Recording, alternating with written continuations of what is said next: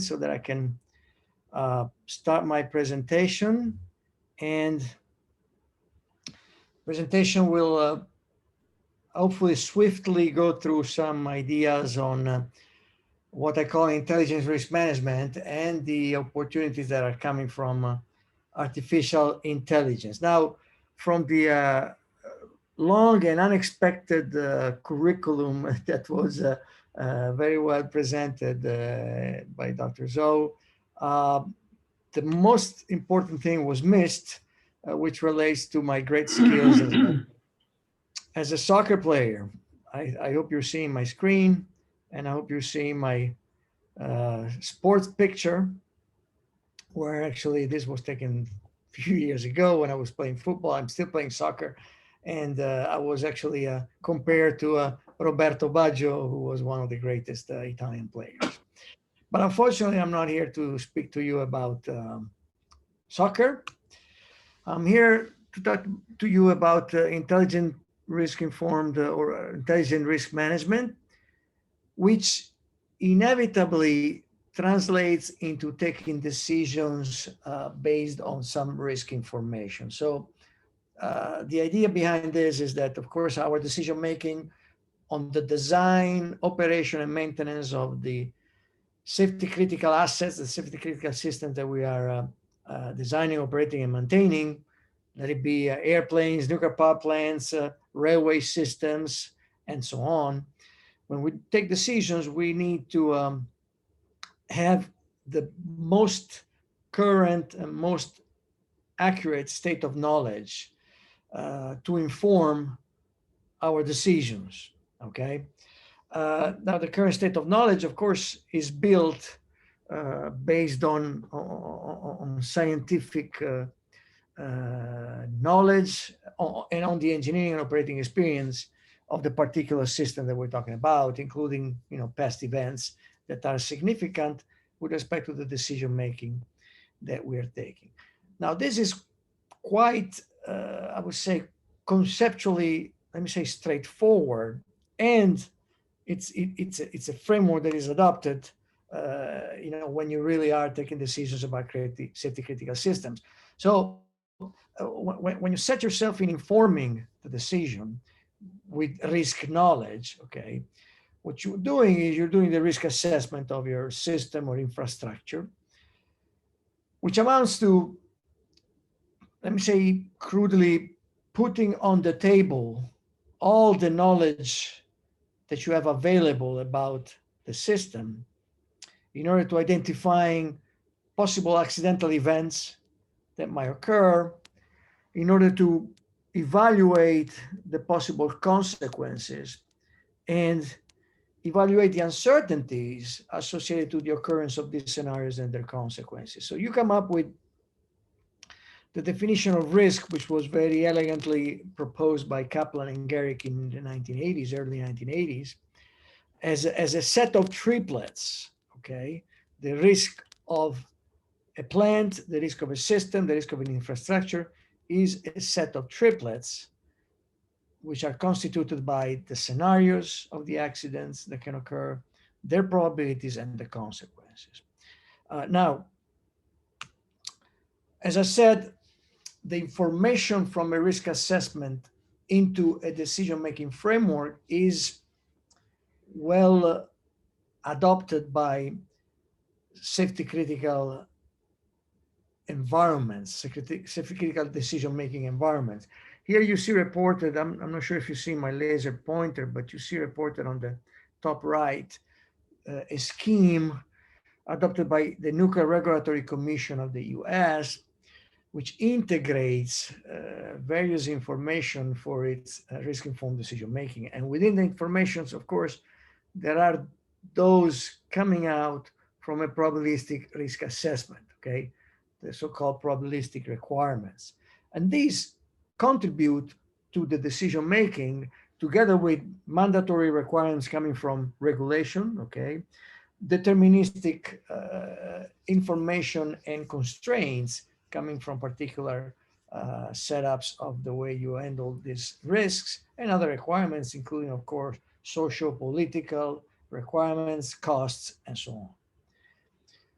quite similarly, NASA risk-informed decision-making process also involves different stakeholders and technical authorities and the experts and risk analysts to inform the deliberation of the decision. So pictorially, okay, you can think of risk assessment and management as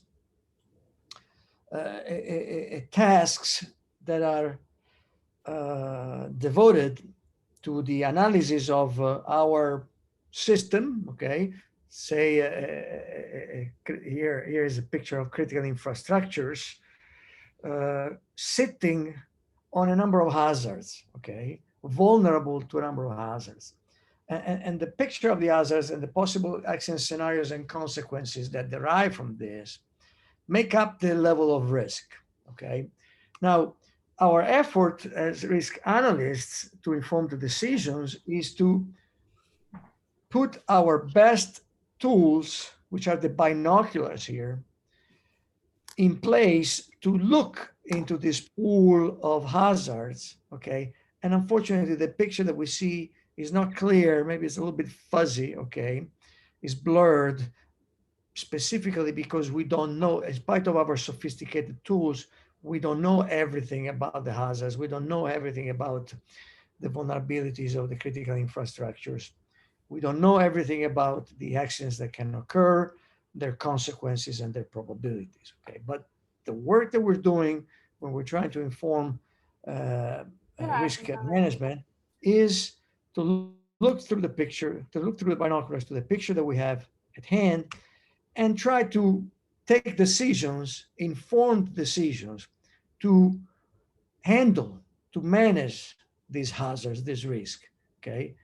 Maybe, pulling them out either by prevention or by mitigating their consequences, or if you want to push it forward with resilience barriers or resilience actions, okay, to recover quickly from these accidents, okay? And the work goes on until we arrive at the level of risk, the residual risk, which inevitably remains, okay? But it's a level that we're ready to accept socially, okay? Socially. It's a level that we are ready to accept because it is compensated from the benefit that the service and products that we get out of these systems give us, okay? Now, think about, the risk of flying on airplanes. Think about a very heated debate today, at least in Europe, about nuclear energy as one of the possible decarbonization technologies for the decarbonization of the environment. Okay, the matter is evaluate the risk in all these these cases, evaluate the risk and evaluate with all the other perspectives and aspects that are playing in the game, whether what we get as benefits in terms of energy production, for example, in terms of decarbonization and so on, makes it acceptable, okay, to accept the risk from a nuclear power plant, okay? Now, we get help in our risk assessment for taking informed decisions. We get help from our modeling abilities. These are somehow our binoculars, okay? Models that we use are, for example, event trees, like the ones that you see here, where you sort of like delineate the accident sequences that can develop from an initiating event, which could be a fire, and branch out depending on the successful or unsuccessful intervention of the safety systems and safety procedures that you have implemented in the design of your safety critical system, okay? And depending on the path that your accident sequence take, you can arrive at final conditions that are safe or give you partial or complete damage of your system. And this is what builds up your risk profile, okay, in terms of accident sequences, their probabilities and consequences. Of course, event trees are one classical modeling approach that we use. There are others that are depending also on the particular engineering technology analyzed that are used. One that is an extension in a sense of event trees is the bow tie technique, okay, where given a particular hazard or event, you're looking at the sequence of failures in the preventive barriers and recovery barriers to identify causes and consequences of the particular event. And of course, you get to even farther sophisticated techniques like Bayesian networks, okay, which are very powerful also in quantitative terms by enabling both the updating of your probabilities with new evidence coming on the occurrences of events and failures of the systems, and also inference of the most critical components in the plant, which are the root causes of your accidents. So, when we say, well, thank you, Professor Zio. Thank you for this very quick webinar. So we can go to either breakfast, lunch, or dinner, depending on where, or to sleep, depending on where we are. Okay. But actually, what I want to continue talking about is the fact that, in spite the efforts that we do and the sophistication of our binoculars to do the analysis, accidents still occur.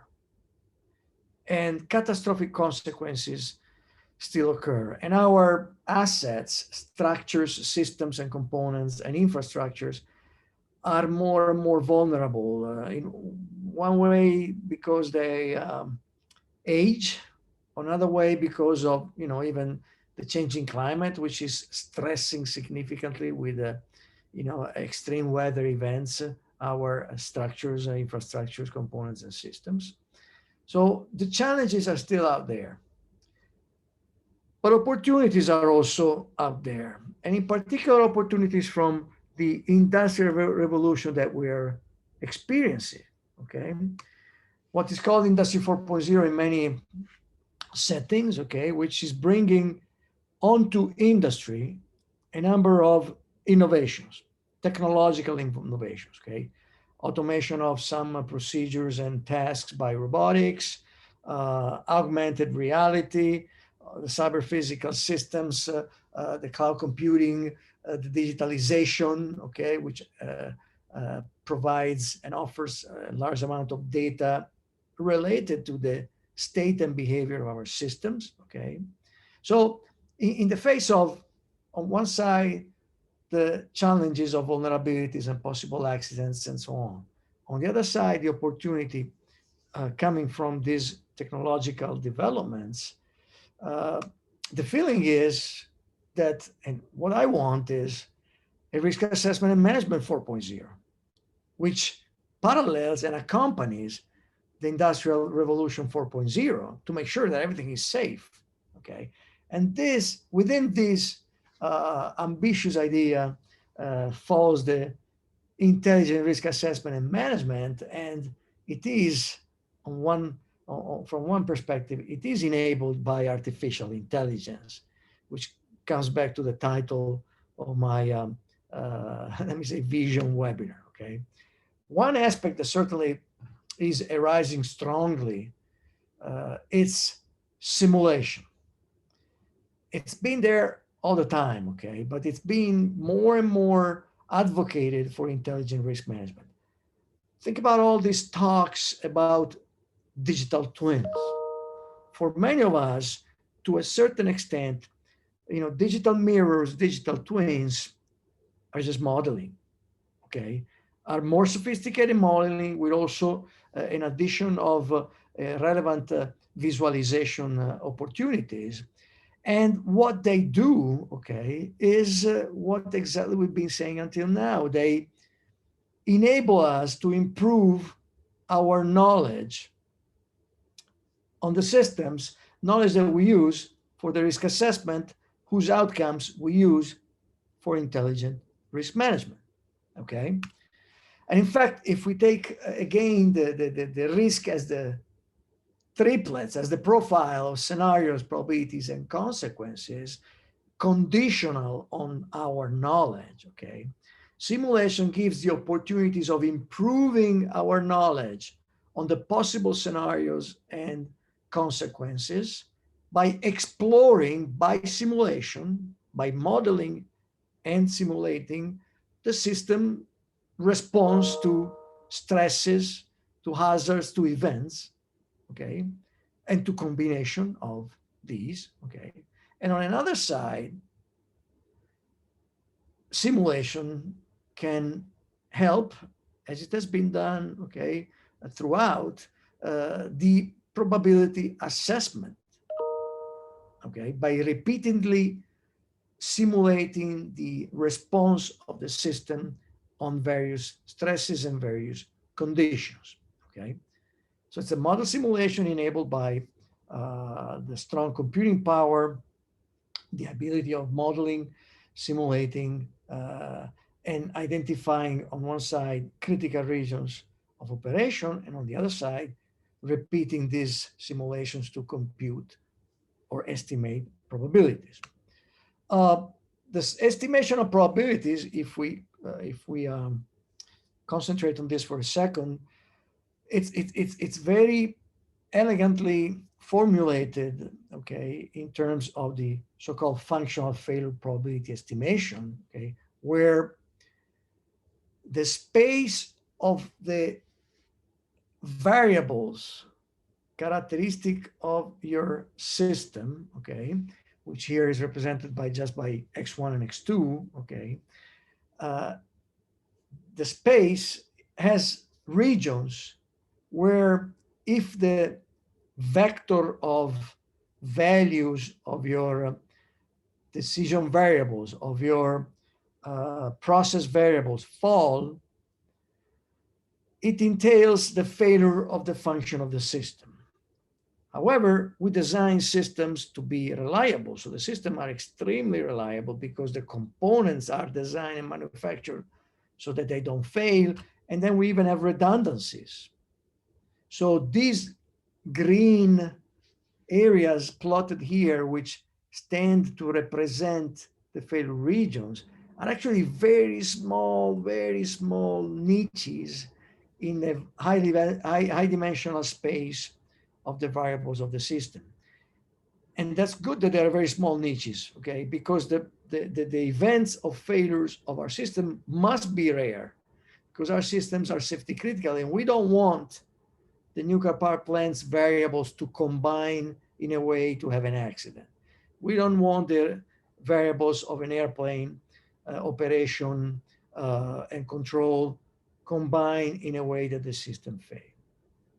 Now, the evaluation of the probability of falling of the vector x falling into this variable, into these regions, okay, is formulated in terms of an integral, okay, where f of x, of course, is the density function of the variable's values, and 1fx is just a 1-0 function that tells you where the vector of variables falls, whether it's in a failure region or not. Okay, now depending on the model that describes your system, okay, in certain cases you can actually use analytical methods or numerical methods, but for the complex systems, the complex infrastructures, which are the reality of our technological world today, you must resort to simulation. And here's an example, okay? Here's an example, okay, of a passive removal system for a nuclear reactor, okay, particular gas-cooled fast reactor. I don't want to get into too much details of this particular example. Just want to let you know, or want to inform you that the safe operation, the successful operation of this heat removal system depends on 9 parameters, okay? Power, pressure, the cooler water temperature, and the 3 Nusselt numbers, and 3 friction factors for different flow regimes, okay, of which we don't know exactly the values. We have uncertainty on it. And depending on how they combine, the passive safety system, in spite of being passive, because it's natural circulation, so it doesn't need any pumps or anything, in spite of that, it might not function. The system might fail. And the failure of the function is related to 2 temperatures, okay, to 2 temperatures in the reactor core, okay, in the hottest channel and the average reactor core. If these temperatures go above these threshold values, you got a problem in the reactor. So how do you evaluate the probability of failure of this system? Well, you build up a model, okay, and by Monte Carlo sampling, okay, you repeatedly sample conditions for the passive heat removal system functioning, operation, the 9 variables. For each of the samples, you give them to a code. This is called RELAP in the nuclear, or the one that we use is called RELAP, and it's a very heavy computational code, okay? For one scenario, for one vector sample, it could take you half a day to run the simulation. You repeat many times, okay, and you get the values of the temperatures, okay, and you check if the temperature is above a given threshold. Here in the picture, you say in the graph, you see a number of scenarios of evolution, okay, of the temperature, and some of them go above the threshold. You count how many of these scenarios go above the threshold. You divide by the total number of blue lines of scenarios that you have evaluated, and you get an estimate of the probability. This is classical Monte Carlo simulation with a code that's running the response of the system, in this case in thermohydraulic sense. Now, I said one line, one simulation could take you half a day. Well, you either are very patient or you are a young PhD student and you got, several years to wait for the answer, hoping that the estimate is correct. In this sense, to really, exploit simulation for exploring scenarios, so repeatedly sampling variables in the variable space and seeing what's the response of the system, and for estimating the probabilities based on the response simulations, okay, you need to solve a couple of problems, okay. You need to solve the long calculations of the code, and you need to address the issue that you're going to get very few scenarios that are going to go above the threshold, that are going to be in the failure region, because the failure regions are small, very small, rare events. So to have a reasonable account of the uncertainty in your estimation and the right confidence to take decisions, you really need to do something about it.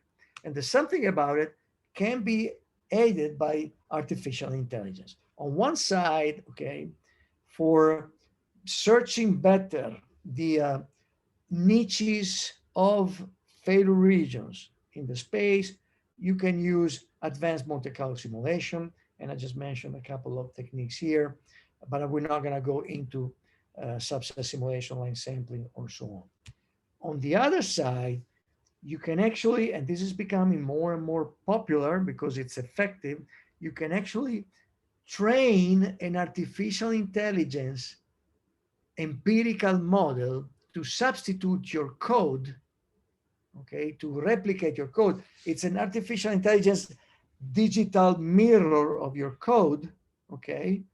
And then you use the mirror, the artificial intelligence model, instead of the code. And the artificial intelligence model is really quick to give you the response, if it's well-trained, accurate response of your system based on the X input variables received in very quick time. And of course, there's a plethora of methods nowadays of artificial intelligence models, okay, modeling tools like artificial neural networks, deep neural networks, support vector machines, Gaussian processes, and so on. And this is one thing that we can use, okay? Another opportunity is coming from condition-based risk assessment and management, okay? And this is really risk assessment management 4.0, and it's a dream that we need to really achieve, okay? Imagine to have your plant, okay? And your plant is just a redundant system of two components, A and B. It's a part of the system. And it's living, okay? You set it up, you design it, you start operating it, and then it leaves. It lives its life. And maybe at one point you substitute component A with component A prime. Now imagine that thanks to the highly advanced sensoring capabilities, okay, you are monitoring the conditions of the components A and B. And these are the red dots on the top, okay? You're monitoring them. And actually you're also monitoring the operational conditions, and maybe they change because of extra loads demanded because there's more demand, or maybe even slowly because of climate change. So conditions are changing, but you're monitoring them too, okay? So you got a lot of information, and you want to put this information on condition monitoring and operational conditions into your risk assessment in order to have, if possible, okay, even a real-time assessment of the risk profile in your plant, informed by the conditions in which your components are operating, because you're monitoring the state of the components and you're monitoring the operational conditions. And this can be achieved by advanced sensoring, algorithms of artificial intelligence, which elaborate very quickly and manipulate very quickly the large data that can be related to the state of your components and to their operational conditions. And of course, the computing power, okay, the high computing power that you have available to manage these calculations. Now, if we go on with the illustration, okay, you got your component. If we think about, okay, just for illustration, doing the event tree for this parallel system, okay, where in the face of an initiating event, there is a branch on the potential sequences where, given the initiating event, it could be that component A responds successfully to the initiating event, and therefore, since it's a parallel system, the sequence, it's okay. I mean, the response of the safety components A and B is successful, and this is your first sequence, and the accident is controlled safely, okay? On the other hand, if you have that the first component A does not function properly with a given probability PA naught, okay, then it depends on the second component B. If it works, it does the job by itself, and so you got a second sequence where, however, the plant state, the final plant state is safe, okay, it's not a problem, and it has a given probability. What you're worried about is that in the face of the initiating event, both components fail, okay, and so you have a failure probability. Now, the idea here is, the idea behind condition-based monitoring and condition-based risk assessment and management is that you're following the failure probability, you're following actually the state of the components, okay? And so you see that the components degrade. At one point, t equal tau, you change component A prime because it's degraded too much, and then degradation starts again. This means that the probability of failures of the components, PA naught and PB naught, are not static. They change in time because of degradation, because of changes in operational conditions. So you follow that probabilities, okay? And this reflects also in an evolution, okay, of the system failure probability, P3, okay? And you want to enable that. You want to enable that by really collecting on the components with the sensors, monitoring data, really manipulating them with artificial intelligence techniques, and eventually do computational, with the computation, do enable the calculations of probabilities in an effective way. Here's an example, okay, of this. This example concerns A steam generator. The steam generator is a component, is a quite important component in a nuclear power plant. Okay, it's where the heat from the coolant of the reactor is exchanged with the water and becomes, the water is transformed into steam, and the steam then is going to go and operate the turbine. Okay, now the steam generator is made by a number of tubes which would undergo degradation up to failure. Okay, and there are two degradation mechanisms that typically affect the steam generator tubes: stress corrosion cracking and pitting. And they can lead to the so-called accident event called steam generator tube rupture. The two mechanisms entail two different maintenance actions. In one case, if you have stress corrosion cracking, you got to plug the tube, and then you continue your steam generator operation with the other tubes. Okay. If you have pitting, then you go through water lancing and chemical cleaning. Now, throughout the life of the steam generators, okay, the dynamics of these mechanisms of degradation can be different, and at different times, your maintenance decision might be different. Okay, knowing that you cannot operate maintenance of all kinds all the times, given limited budget, limited monetary budget. Now, and here's the idea again. And again, it's pictured with respect to an event trees, where the initiating event is steam generator tube rupture, and then there are a number of safety systems and safety actions that need to be taken in order to avoid, okay, the bottom sequences which lead to core damage. Okay, now the two activities, okay, imagine that you are monitoring the operational conditions. Imagine that you are monitoring the state of the tubes in the tube generator with respect to whether a stress corrosion cracking is occurring or a pitting phenomenon is occurring. Okay, so based on the observation of the evolution of the two degradation mechanisms at different times, you can see which is the dominating mechanism, okay, that contributes to your core damage probability, which is the safety accident. Okay, and you can see, okay, that in early stages, okay, you are better off prioritizing maintenance activities to take care of stress corrosion cracking, whereas in later cases, you are better switch to pitting and take care of pitting. Okay. Now, a last flash on the opportunities for intelligent risk assessment and management.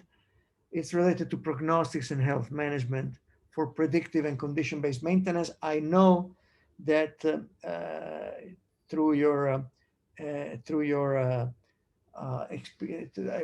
initiatives of the Institute, you have had already a number of webinars on this particular topic, but I want to very shortly include this or embed this within the vision of, let me say, risk assessment and management 4.0, because the predictive and condition-based maintenance is a very important and is becoming an extremely important way of risk assessment and management. Okay, better maybe managing risk.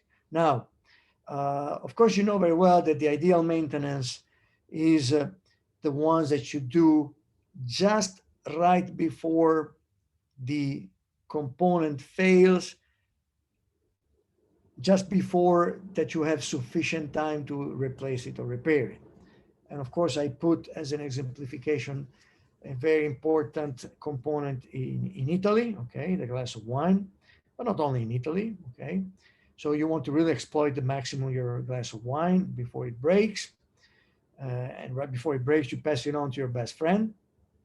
Now, this is the ideal maintenance, okay, but we also are very much aware that unfortunately the time at which the component or the glass will fail is uncertain, okay?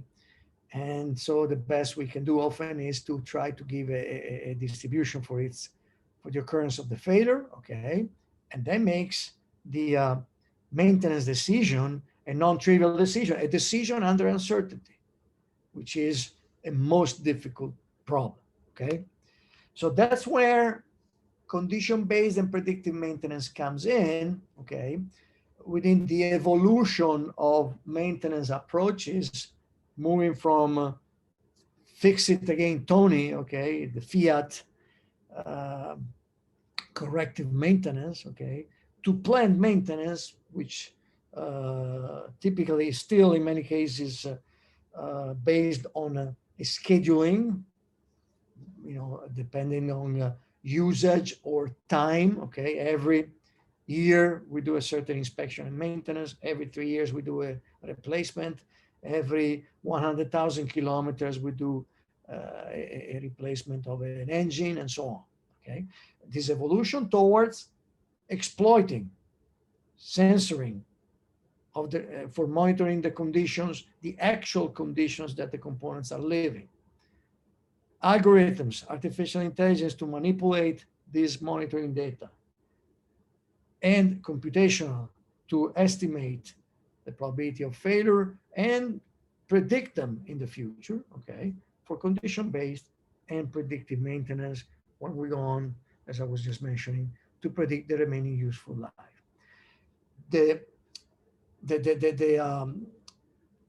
evolution towards condition-based and predictive maintenance is supported by the so-called prognostics and health management, PHM, which is strongly based on data for the data-driven approaches. Of course, there is also model-based approaches like particle filtering, where you can use them because you have a reliable model of the evolutionary or degradation indicator, and also a robust and reliable model for the measurement equation, okay? But in many instances, you see more and more data-driven approaches based on artificial intelligence, you know, recurrent neural networks, deep neural networks, which are used, okay, to interpret, let me say interpret, okay, intelligently, the data that you have collected, vibration, temperature, pressures, flows on your equipment, mining out the knowledge and the proper information to perform fault detection, so to distinguish different behaviors of the signals from the normal conditions so that an alarm can be alerted, okay? Then diagnose what type of problems is occurring in your plant, what component is behaving abnormally, and what illness it has, what anomaly it has, and then eventually even predict the future movie of life of the equipment up to its failure, so that we know the remaining useful life, so that we know that due to this detected anomaly and diagnosed fault, we have 1 day, 6 months, 1 year to act for maintenance. And this makes a whole difference, okay?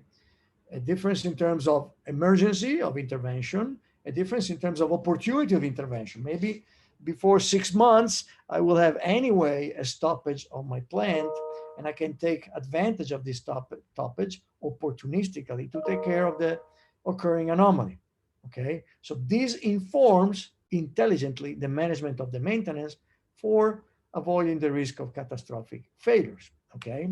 And so here's actually the dream of a predictive operation and maintenance, where your component, for example, batteries, which nowadays are such a focus of attention in the industrial revolution, in particular for energy generation, production, generation, distribution, and transmission, okay? And you're monitoring some signals, and you have the intelligence, the artificial intelligence methods to do detection, diagnostics, and prognostics. And the outcomes in terms of predicted remaining useful life go and feed the intelligent decision making, the informed decision making, together with other information on the use of the battery, on the use of the equipment, the prediction of the future demand, the expected profile of usage, other logistic options that affect your decision making for maintenance, okay? Spare parts availability, okay? Management of the stocks of this, okay? For optimal operation and maintenance. Optimal in the sense that we know, of course, guaranteeing safety, guaranteeing production availability, saving costs because of avoiding unnecessary shutdowns, avoiding unnecessary maintenance, uh, making sure that to do the maintenance at the right time, on the right component, in the right way, okay? Of course, artificial intelligence in these approaches, and in particular in the prognostics and condition-based or condition-informed risk assessment and management, encounters a number of challenges. It's a beautiful research activity. It's a beautiful dream that I think we can capture, but uh, we need to handle the practical challenges that come from, of course, a number of anomalies in the real data that is actually collected, okay, in terms of missing data, in terms of imbalanced data, very few events of failure that represent the degradation to failure paths, the changing environments, because the models of artificial intelligence we build on at the beginning with the available data may not be so accurate in the future evolution of the system or component, because it just changes its behavior because of inherent degradation, because of changing external operational conditions. There is a requirement more and more for intelligible models. Many of the artificial, I would say, the artificial intelligence models, by definition, are empirical, are black boxes. Okay, the efforts of making them as gray as possible is quite important. Okay, actually, we have a very big international European funded program on gray modeling. Okay, because you want to know the reasons, the root causes, the relations that lead a particular system to failure or a particular decisions eventually.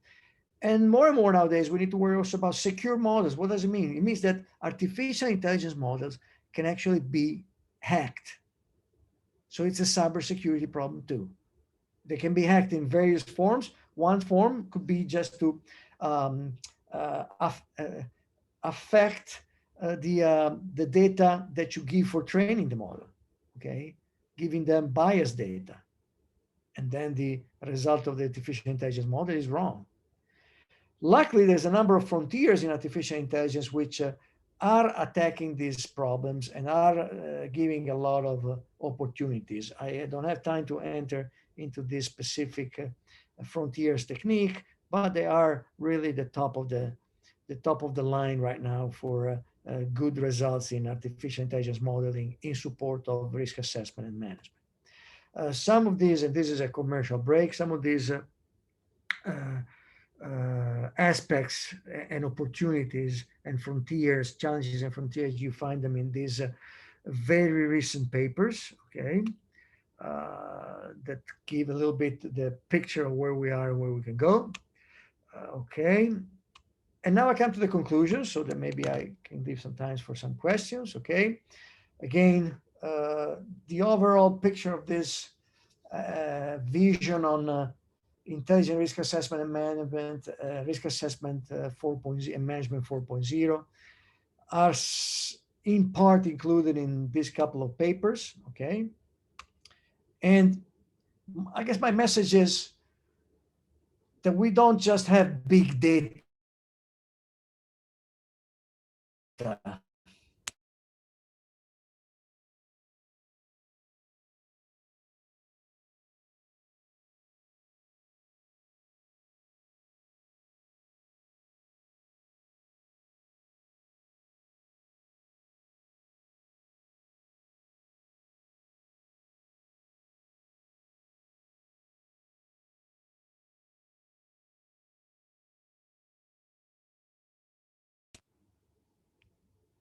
Okay, I'm running in problems. I'm gonna switch. I can't hear anybody. I don't know. Does anybody hear me? No, maybe. Let me see. Yeah, I think the last 1 minute, we couldn't hear you very clearly.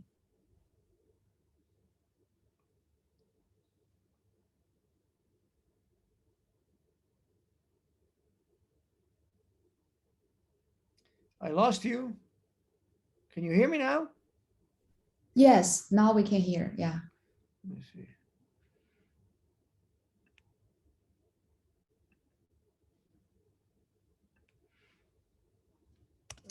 Can you hear me? Yes. Yeah, we can hear you. Yes, maybe. I'm gonna switch. Let me see. Okay, now I'm into.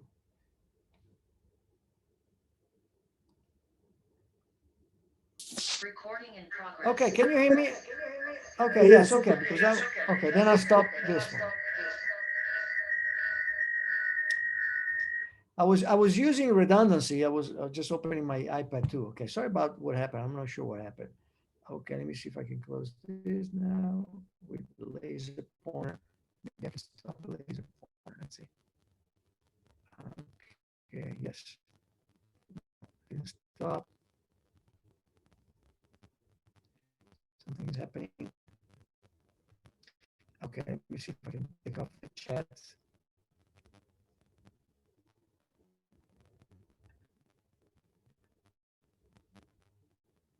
I don't know what's going on with my computer, but I'm almost finished. If you bear with me 1 second. Okay, I don't know what's happening. It's going crazy.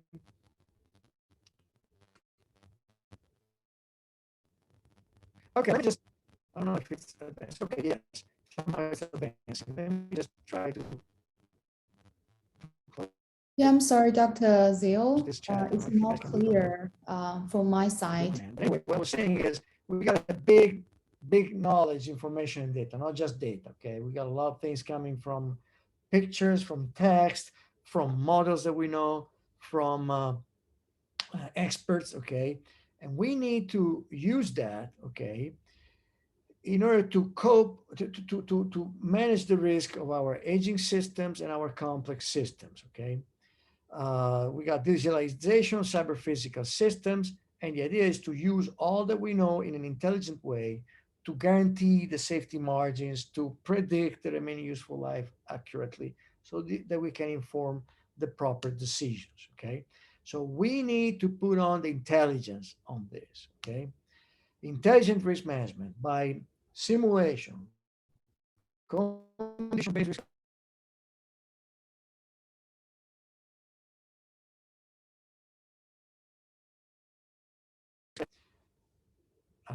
I don't know why, but there's all kinds of problem going on.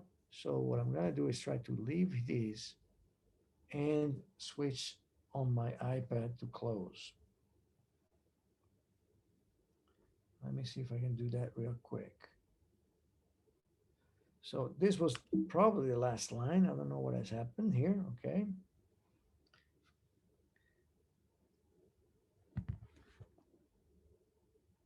Recording in progress.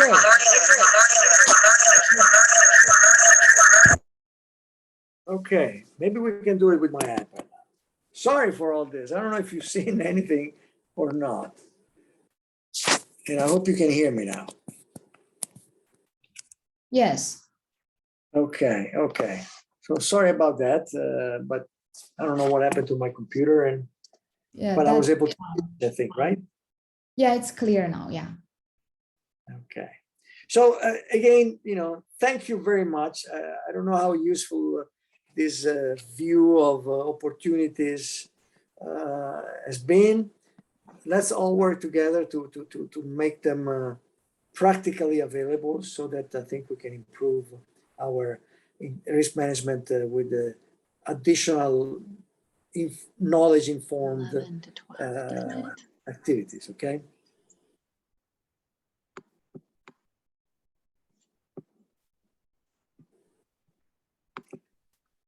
I thank also the the colleagues that are making nice comments, but that's because they're friends. So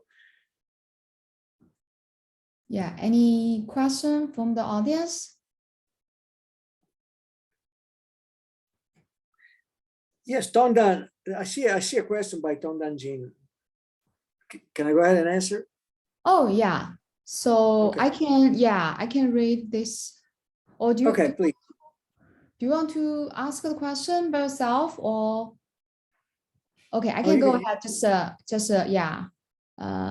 tell you the question. So in nuclear plant, quite a few failure events are really or never happen. Could you comment on the effectiveness of using simulations? Yeah, hi, Tondan. Thank you very much for the question.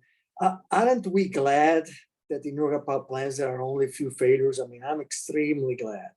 Now, of course, you know, we need to increase as much as possible our knowledge on what potentially could go wrong. And in that sense, simulation is extremely important. Okay, it's extremely important. Building a, let's call it digital twin, is very popular. Building a model, okay, of simulating the response of the system, okay, under challenging conditions, under stressful conditions, and seeing whether the safety systems and the safety margins that we put in is sufficient to avoid the accident is fundamental for design. However, the codes must be extremely detailed, and therefore they become computationally expensive, and they're used, okay, for designing the plan. Now, the desire, you know, to become even more intelligent and doing 4.0 is to anyway, you know, use few runs of the heavy computer code and its outcomes to train some sort of artificial intelligence model that is sufficiently accurate and with which we can explore many other conditions of the and responses of the system, so as to know better, you know, in particular to see if there are surprising situations that we want to consider, okay, and avoid by design, or adding safety margins, safety responses, mitigation responses to cope with the potential consequences. So yes, simulation is fundamental in these kinds of safety assessments.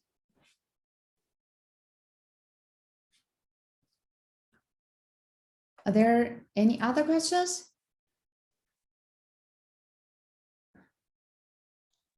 Yeah, I actually have a question. Since you mentioned like utilizing deep neural networks, so the interpretability is actually important for diagnostic.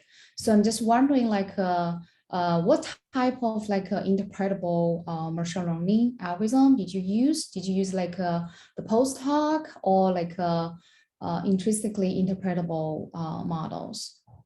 Yeah, we are exploring and studying, I would say, all possibilities to make the tool or the model interpretable, starting from, you know, analyzing the data, the input data, okay, to post-hoc approaches, including sensitivity analysis, if you wish, okay, and also, you know, trying to build in interpretable models by, you know, dedicating some nodes to physical constraints or even physical equations, and adding these constraints or adding these constraints and physical behaviors into the cost function.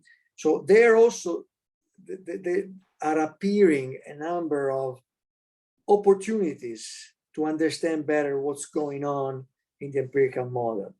And in this sense, then, I think it's important to continue the work, sometimes even giving up some accuracy to the benefit of interpretability. Of course, it depends on the application. It depends, you know, on what is the effect of, you know, reducing a little bit the accuracy the final decision. So if the decision would not change, but my model is more interpretable, I would go for that. I understand why I'm taking the decision. Okay. Mhm. Yeah, thank you.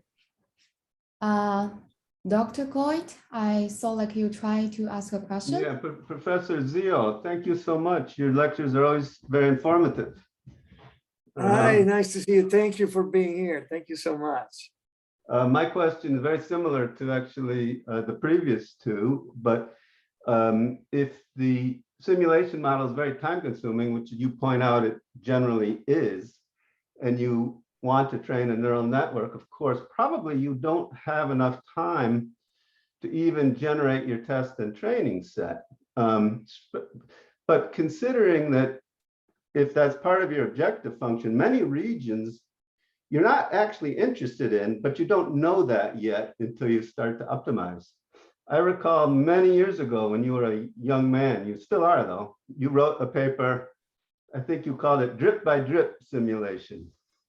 Exactly. And could you address the same sort of thing as it pertains to the problems we're talking about today?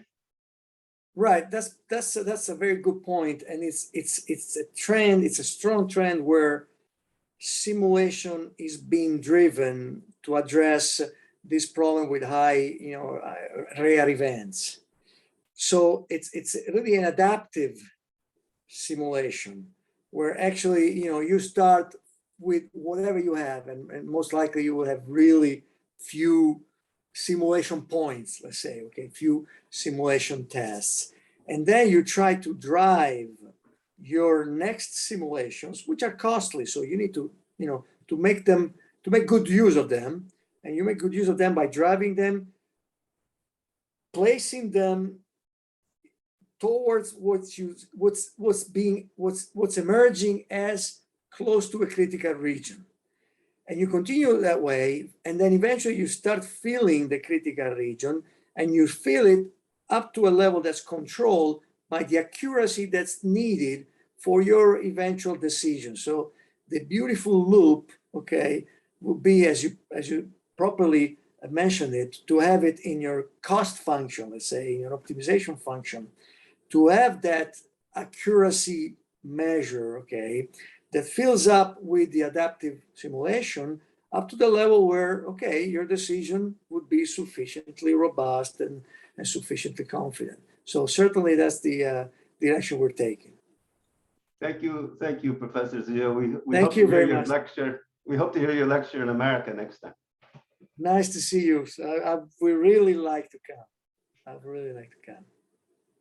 Thank you so much, Dave. Do we have any other questions from the audience? If we do not have any other questions, then we probably will stop here.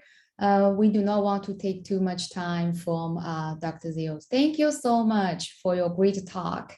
We appreciate your time and efforts, and hope we can see you, in person very soon. Thanks all of you for your patience, and I really hope I could come very soon. Thank you. Thank you. Have a good day. Bye-bye. Bye-bye.